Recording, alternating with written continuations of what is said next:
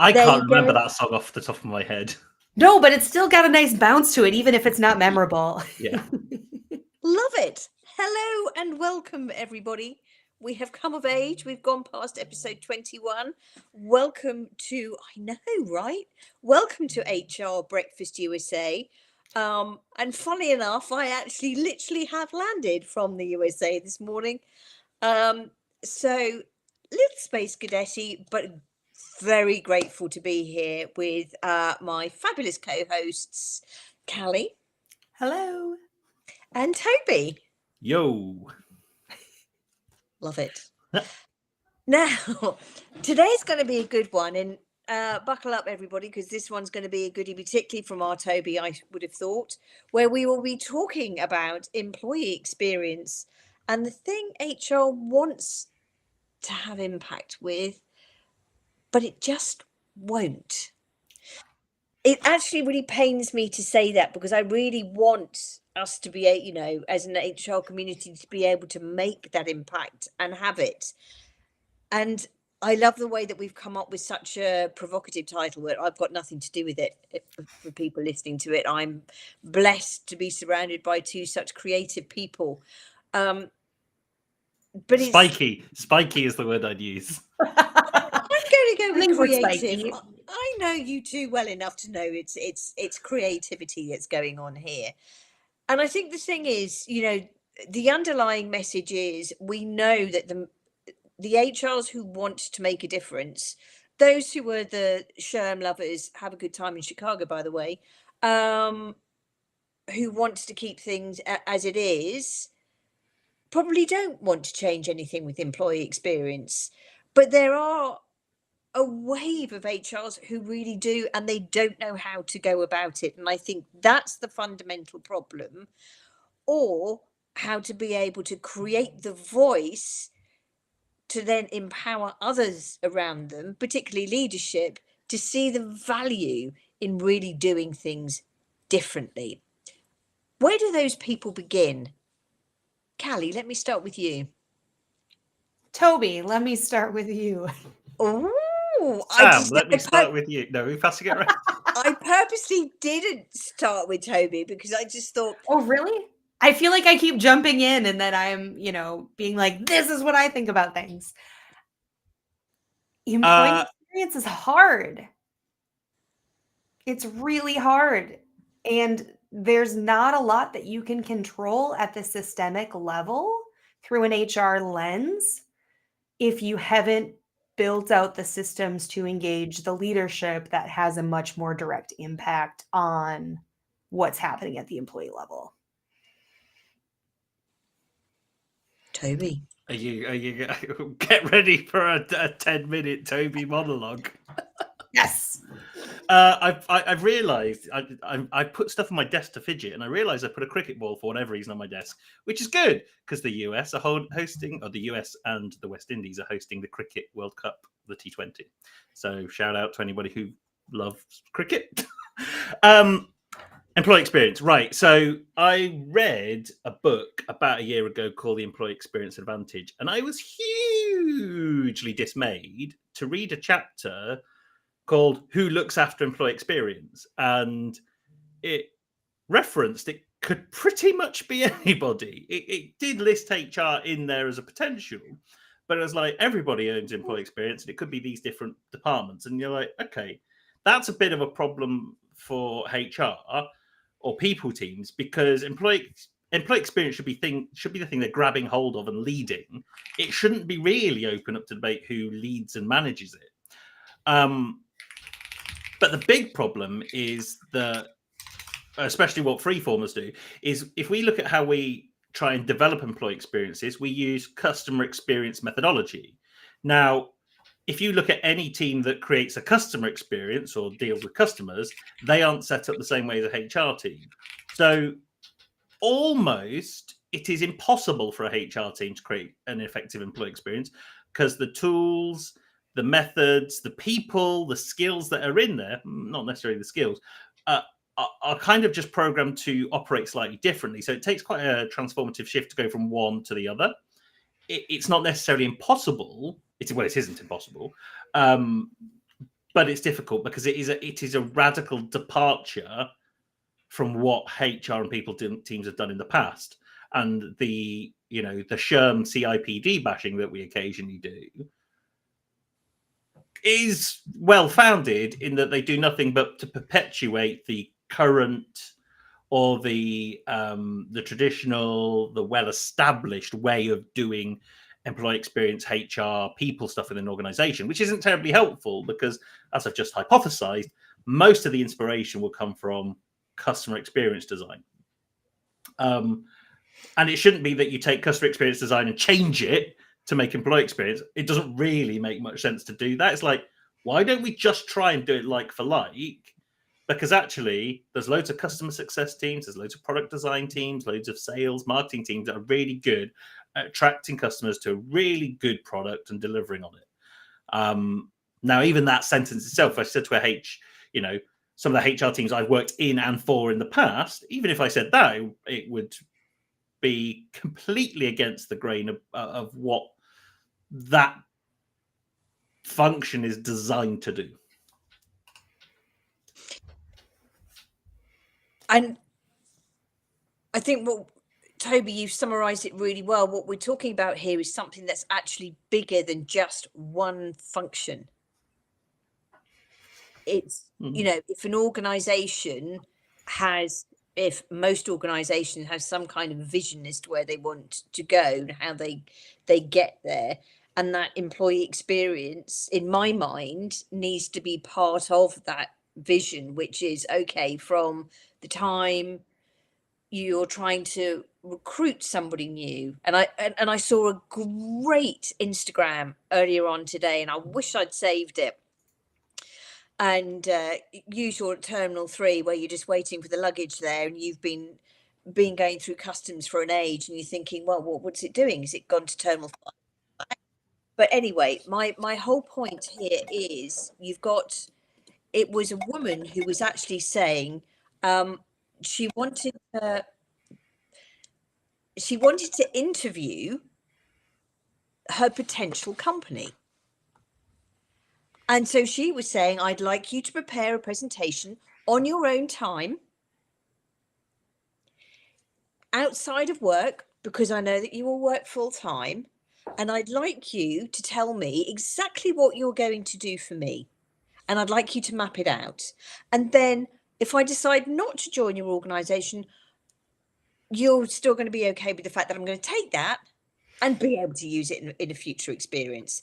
And with this session in mind today, it really made me smile because the timing was perfect for it, which was, these things need to be both ways, right? They need to be from a potential employer or company wanting to partner with that individual and going through that whole experience of, okay, well, this is what we think it is, to engaging and coming on board, and then evolving that into what their career is and who their teams are and where they work and how they work.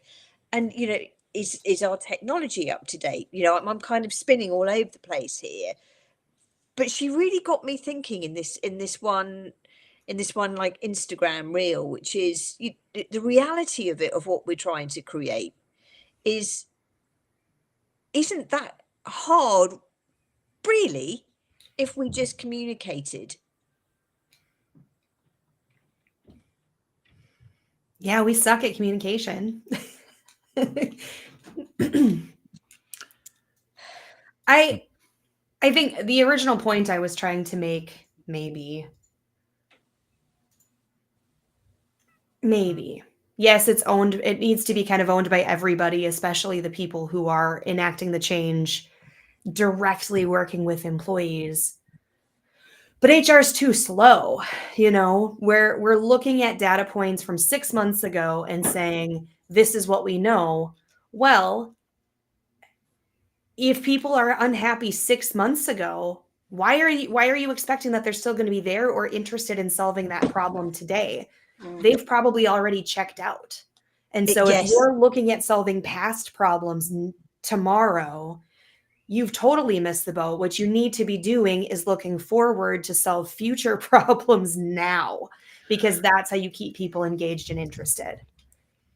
Love that. And that's what I think it's Capital One do or did, probably still does really well, is that I think we've talked about this before, but they have the ability, the patterns in the trends within the data, customer data that they have, they know someone that's going to leave that credit card company 6 months before they actually do, because they recognize there are patterns and trends in the data.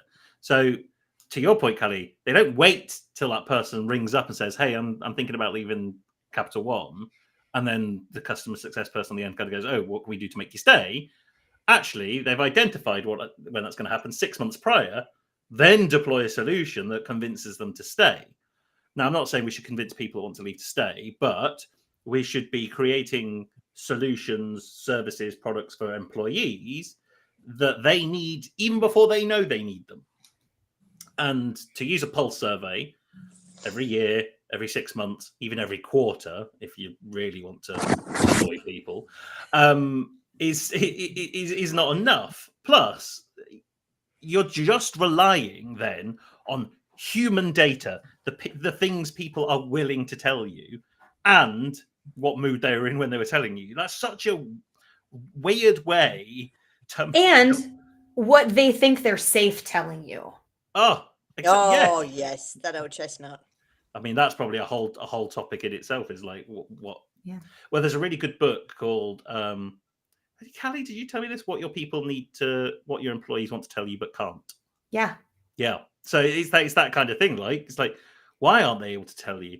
But the performance data, operational data should give you some of that insight. It's like, you can't just leave.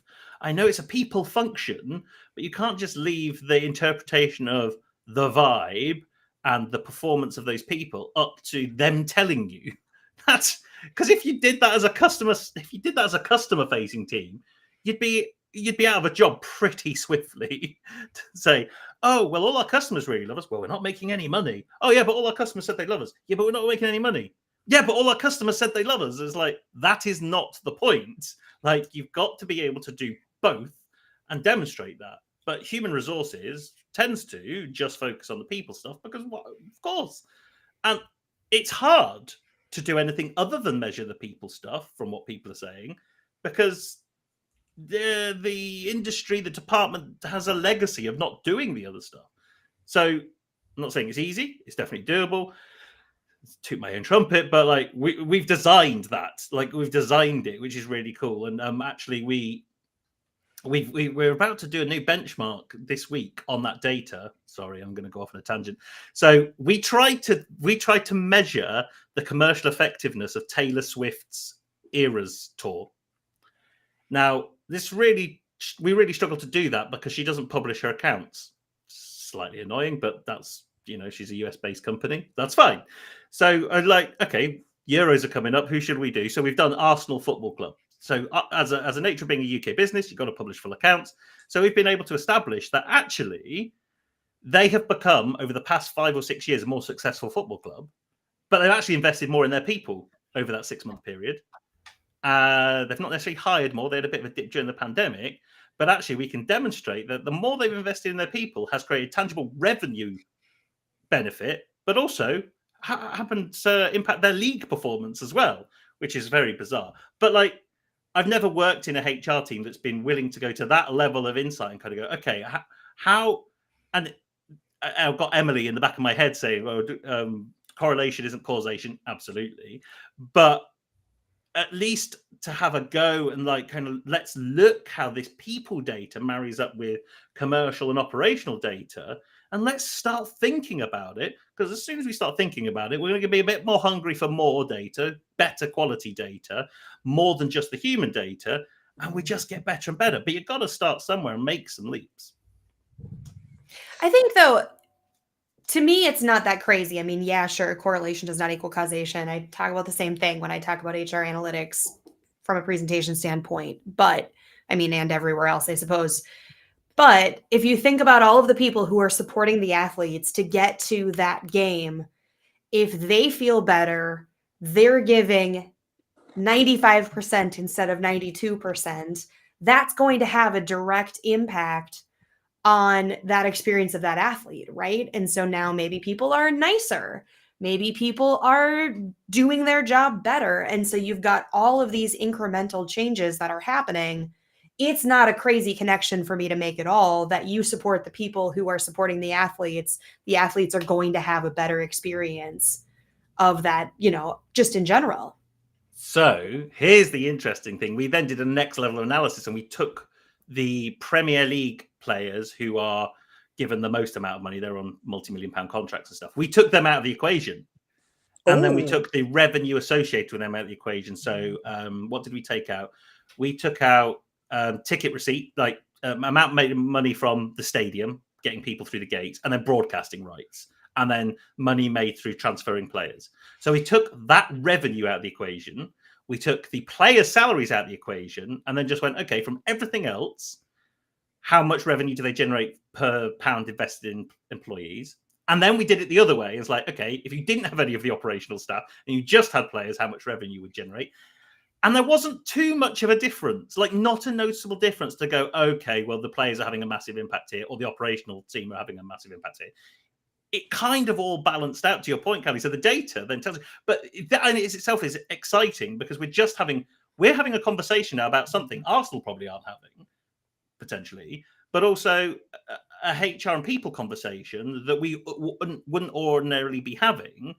And you take that up to the C-suite and they go, okay, this is interesting. Now, another bit. Now, here's the interesting thing. Even more interesting than all the other interesting things I said before. UK companies publish their accounts on an annual basis. So we've gone back 10 years and looked at all of this performance of 10 years. Now, to go to our point earlier, this is an annual thing. So it's only an annual statement. So it only gives us a snapshot every single year. But I'm like, imagine if you did this every quarter. And actually, this is really good stuff because it's just data you already have. If you go to your finance team, they already have this data. So it's really easy. Like, you don't have to send out a survey. You can actually correlate the impact that employee experience is having on your people and your bottom line. Toby, to your point, and that kind of got me thinking about say what the British cycle team did 10 years ago when they were a laughing stock. They brought in the new manager, Sir David, his surname escapes me. Brailsford? Yes, I think it was. And his whole strategy was around the 1%. So we will make the seats more comfortable. We will make the kits more comfortable. We will do something different with the tires. But it was little by little that got them, that investment in the team got them to then be a winning team. And, you know, we've talked about the difference between the West and the East previously. And again, there's such synergy and correlation that when you look at, say, what Toyota did when they helped out General Motors back in the late 80s, early 90s, when they were failing and Ford car parks were full of Toyotas. They went bust. They had a huge problem with sickness. It wasn't going well at all. And Toyota came along and said, let us help you. We will bring our top people across. We will spend that money and we will show you how you can make a difference. And what they ultimately did was they allowed their people to be able to say, come to us with what you think can make a difference. Well, we would like the hand sanitizers to be bigger. We would like this to be different. It's the Kaizen. What we're talking about here is Kaizen, which has been going on for so long in that regard to help with the engagement. Rather than come to us with the problems, tell us how to fix it.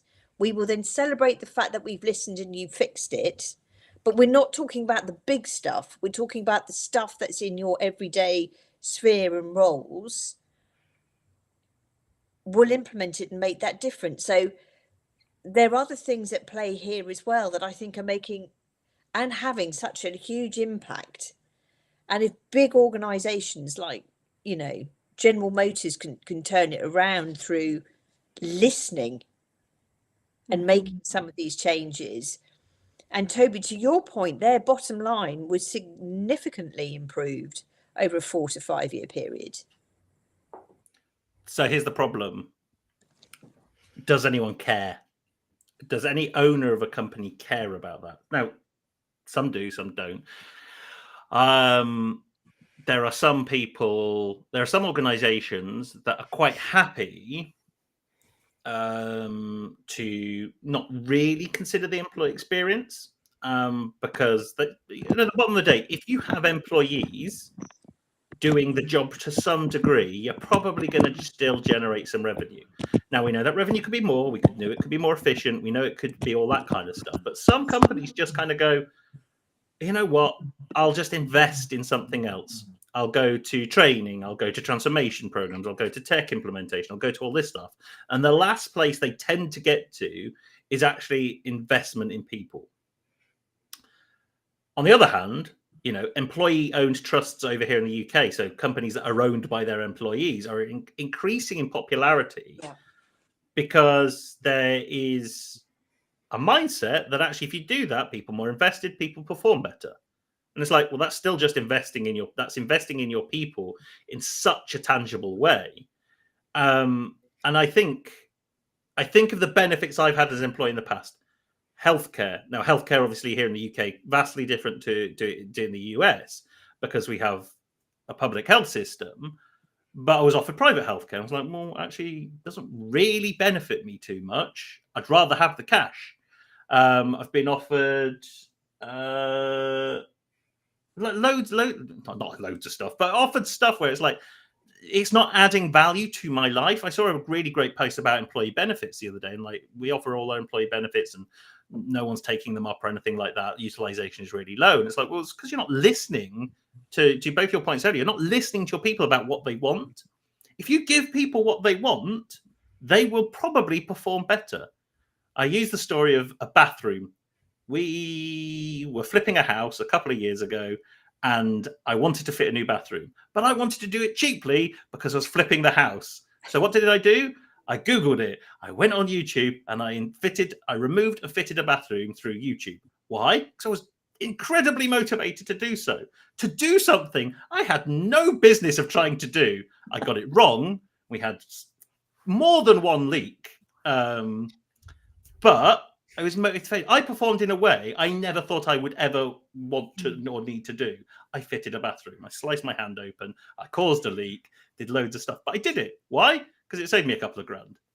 So you can't tell me that inspiring people through their intrinsic motivators, and it's Maslow's hierarchy. That's like school level business studies, not even college or university level. This is just like, how do you make people happy?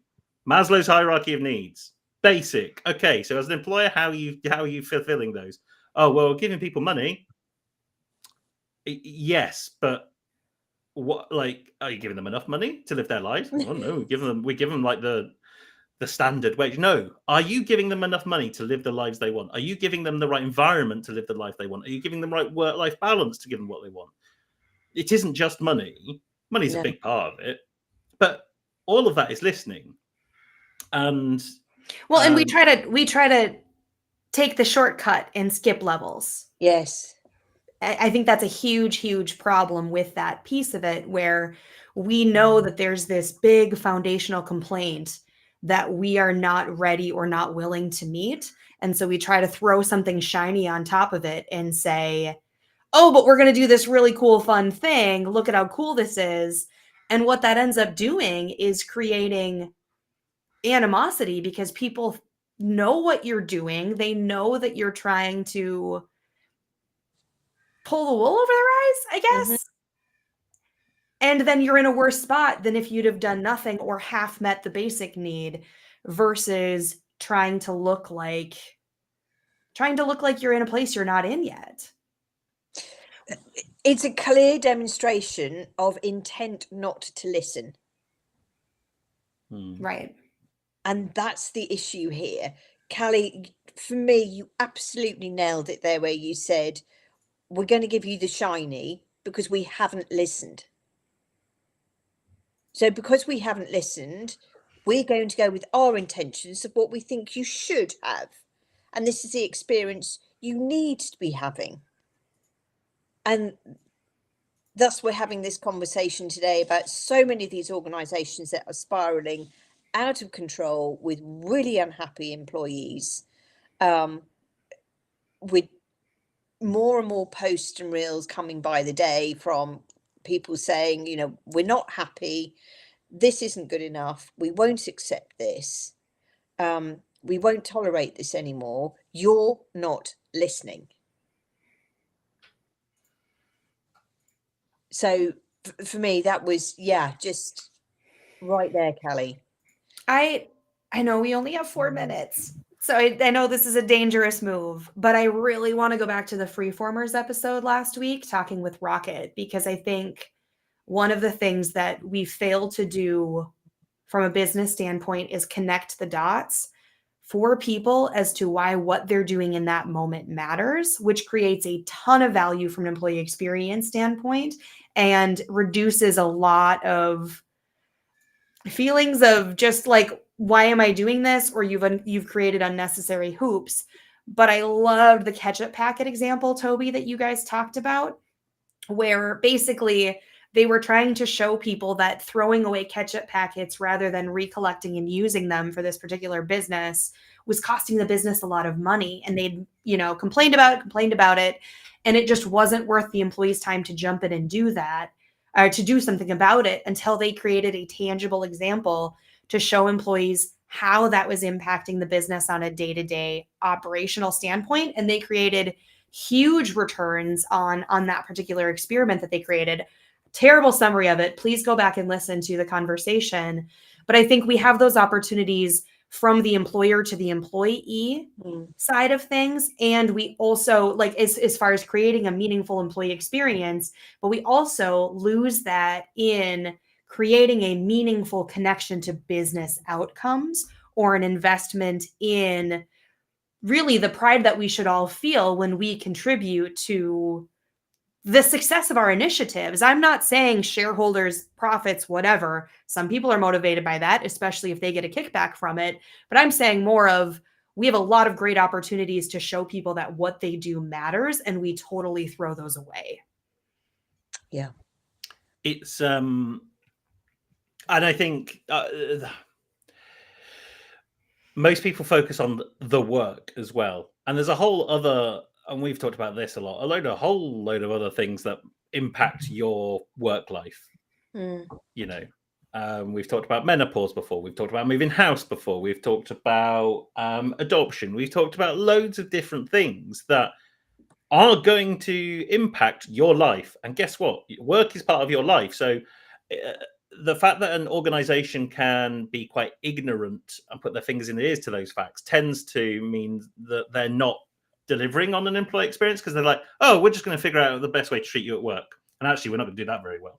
But like, if you take all the things outside of work, all the things inside of work, and treat your employees with the greatest respect, and we're not calling them people. They are, like, people is a general term for every person on the planet. They are employees. There is a nature of this relationship that we're all adults, that's the relationship, but you're able to create a better relationship between employee and employer. Bourneville did it over 100 years ago. Yeah. That's just some Quaker in Birmingham with the chocolate factory. Like, we should be able to do it because it will inspire performance. But somewhere along the line, we've lost our way. Well said, Toby. Callie, what are your final thoughts? You've got to start looking at data. You have to, if you're going to have an approach forward with this, if you're going to start forward thinking, you have to be looking at real, tangible data and weaving that into the story. And I am not talking about surveys. I'm talking about the stuff Toby was talking about, financial data, utilization data, hard numbers that you have about who your employees are, how they show up, what's happening in the business related to people. Totally. So in summary, everybody, I think, great conversation today on things that we can do to help improve where we're at with employee engagement. Yes, some of it comes down to that basics of listening and the two-way conversation. Toby, your insights around some of the work and research you've done with the football club has been really thought-provoking, and I hope those listening today have taken that on board and taken away some ideas that they can do with their own businesses. I'd like to say a big thank you to Sarah and Brenda for your comments today, joining in the show. We will see you next week for more interesting, lively discussion and debate. And thank you to Sarah and Brenda, first-time commenters on the live stream. Thank you very much for joining. Thank you. And goodbye. Goodbye, everyone. See you soon.